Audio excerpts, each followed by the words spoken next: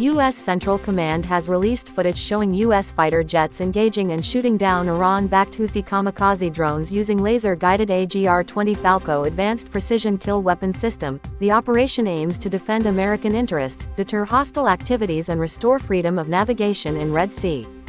The 23rd edition of bilateral naval exercise Varuna, between India and France is set to held from March 19 to 22. Featuring advanced air defense drills and fighter exercises, including mock air-to-air combat between French Rafale M and Indian MiG-29K fighter jets.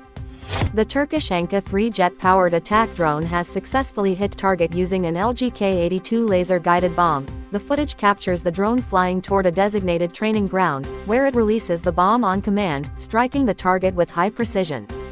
South Korea's next-generation fighter jet program is making steady progress, with the first mass-produced KF-21 Boramae on track for deployment in 2026. The KF-21 Boramae is South Korea's most advanced indigenous fighter jet, designed to enhance the country's air power capabilities.